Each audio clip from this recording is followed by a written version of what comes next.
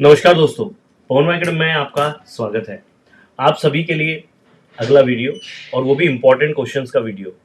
दोस्तों, आप सभी लोगों के कमेंट्स आ रहे थे और कल हमने इसीलिए फिजिक्स के और केमिस्ट्री के वीडियोस अपलोड किए आपके लिए और आप सबका अच्छा उसके ऊपर रिस्पॉन्स है। बच्चों के कमेंट्स भी बहुत अच्छे हैं, वो चाह ही रहे थे कि कुछ इंपॉर्टेंट दिया जाए। मुझे कुछ बच्चे मैथ्स के भी इंपॉर्टेंट क्वेश्चन मांग रहे थे, तो मैंने सोचा चलो भैया शेयर कर लेते हैं बच्चों से। हालांकि मैं जानता हूँ कि हम थोड़े लेट हो गए हैं, 10 तारीख से तो ऑलमोस्ट एग्जाम शुरू हो गई होगी, लेकिन फिर भी यहाँ पर मैं आपसे पूरी चीज़ें शेयर कर रहा हूँ। आपको बस करना ही है कि अपनी टेक्स्ट बुक आपके साथ रखिए और जो भी मैं बता रहा हूँ उसको तरीके से आपको कर लेना है, ठीक है ना। तो यहाँ देख लीजिए आप, मेरे पीछे जो है मैथ्स 1 का बुक है और मैथ्स 1 का जो पहला चैप्टर है लॉजिक वाला, तो लॉजिक वाले में ऐसा कुछ सच कुछ है नहीं। पहले तो सिंपली आप स्टेटमेंट्स आपको पहचानने के लिए आएंगे, तो एक ये क्वेश्चन है। उसके बाद में कंपाउंड स्टेटमेंट का क्वेश्चन आपको पूछ सकते हैं कि उसको कंपाउंड स्टेटमेंट दिया होगा और उसको ये बोलेंगे कि सिंबॉलिक फॉर्म में लिखो। जनरली 1-2 मार्क में ही आता है। वैसे ये बिल्कुल वेरी शॉर्ट आंसर्स में इस तरह के क्वेश्चन आ सकते हैं कि भैया इसकी वैल्यू पुट कर लिखो क्या है, ठीक है। तो एक्सरसाइज 1.1 की जो दोनों तीनों क्वेश्चन है इसमें से दो दो क्वेश्चन कर लो। और हाँ, ये जो निगेशन वाला पार्ट है हमेशा ध्यान रखना, स्टेटमेंट का निगेशन लिखना या जो आपका कंपाउंड स्टेटमेंट है किसी स्टेटमेंट पैटर्न के अंदर आपको दिया है तो वहाँ पर भी आपको निगेशन पूछने के चांसेस ज़्यादा है, ठीक है। तो इसमें से दो दो क्वेश्चन कर लो। ये पूरी एक्सरसाइज को इतना मतलब बहुत ही बच्चा एक्सरसाइज है, आप तो जानते हो उसको बहुत अच्छे से आपने किया है, ठीक है। उसके बाद में जो स्टेटमेंट पैटर्न में हम आते हैं तो दोनों तीनों तरह के जो है, यहाँ जैसे मैंने लॉजिकल इक्विवेलेंस में दिया है कि उसको प्रूव करके बताओ, ट्रुथ टेबल बनाना है आपको। तो इस तरह का क्वेश्चन आपको आ सकता है।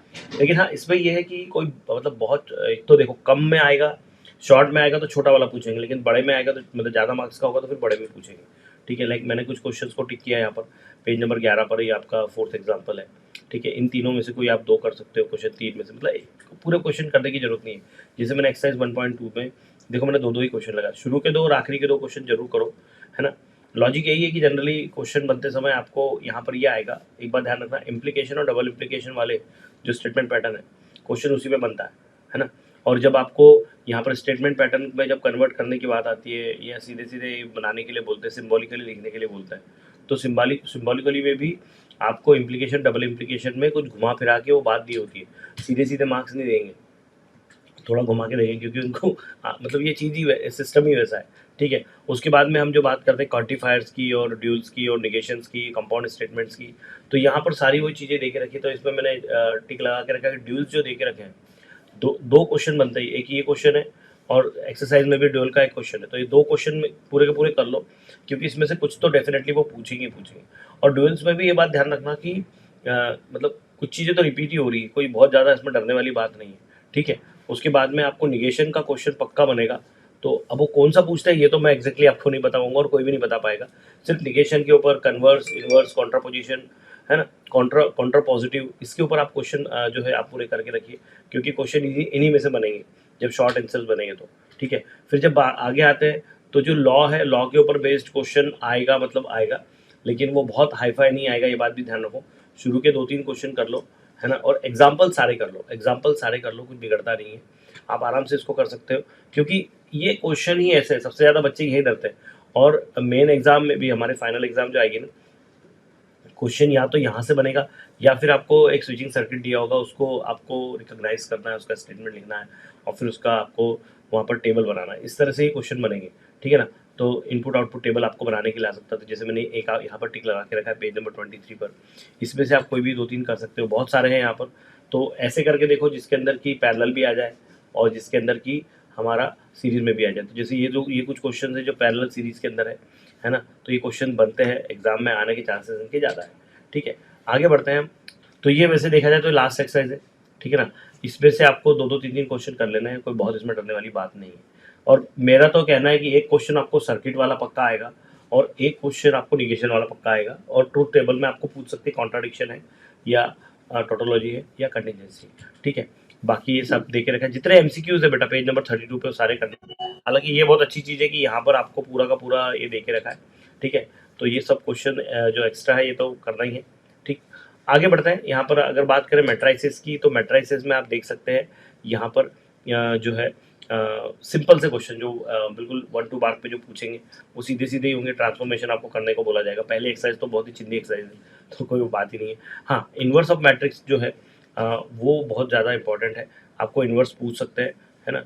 और इन्वर्टिबल है या नहीं ये भी आपसे पूछा जाएगा। ठीक, तो यहाँ पर आपको पर्टिकुलर्स किसी ट्रांसफॉर्मेशन के माध्यम से पूछा जा सकता है ना, या डायरेक्टली बोल सकते हैं कि इन्वर्स इसका फाइंड करो, तो आपके ऊपर डिपेंड करता है कि आप उसको कैसे करते हो।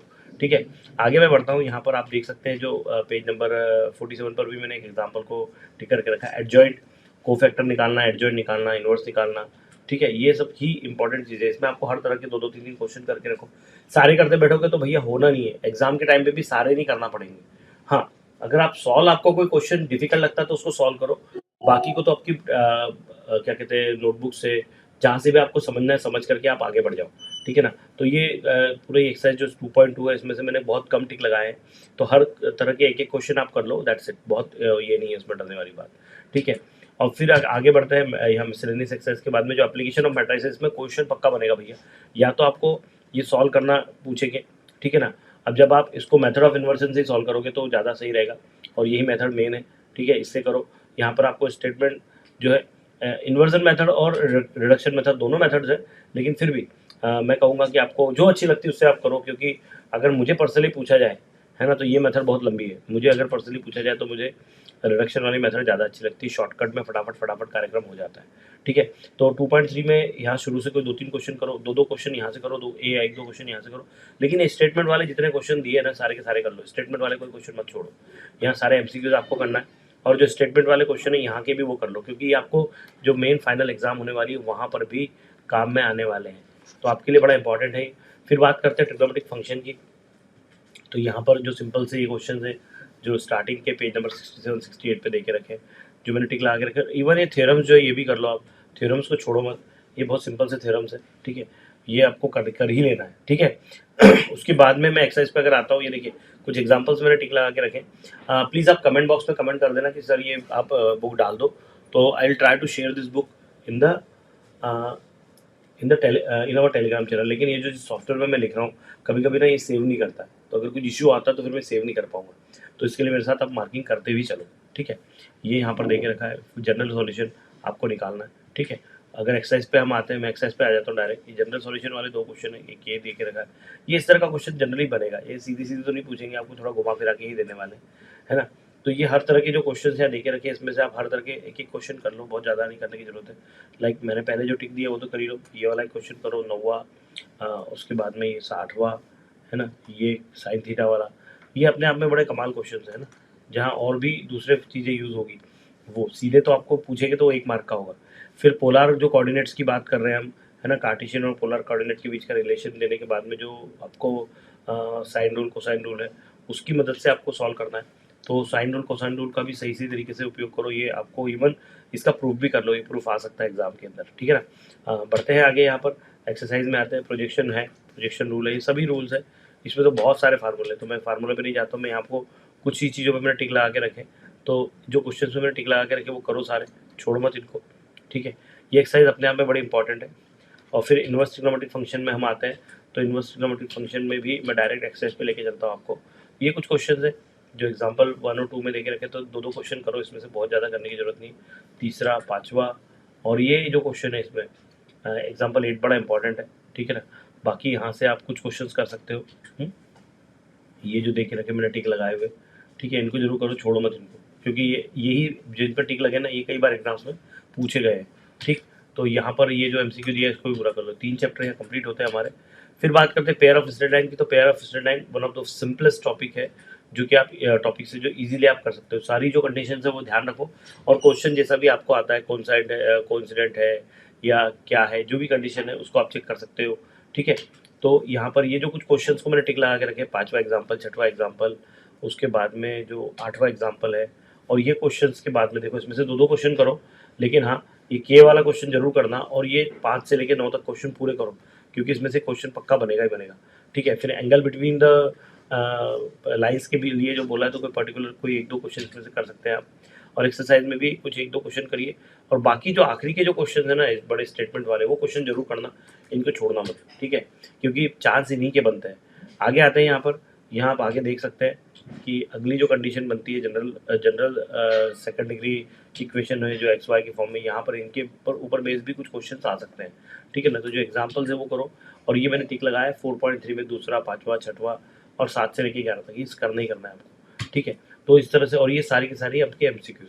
तो इस तरह से मैथ्स 1 के सारे इंपॉर्टेंट क्वेश्चंस यहाँ पर कंप्लीट होते हैं। मैथ्स 2 के भी मैं आपको अगले वीडियो में दे दूंगा।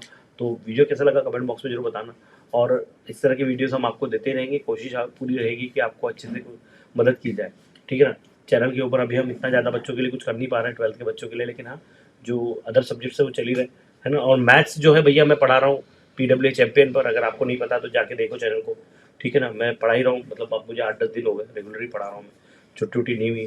कल मतलब सुबह लेना था क्लास, तो मैंने कल दोपहर में लिया था। तो I am working continuously for you people, ठीक है। Thank you very much. देखते रहिए पवन अकेडमी। बहुत बहुत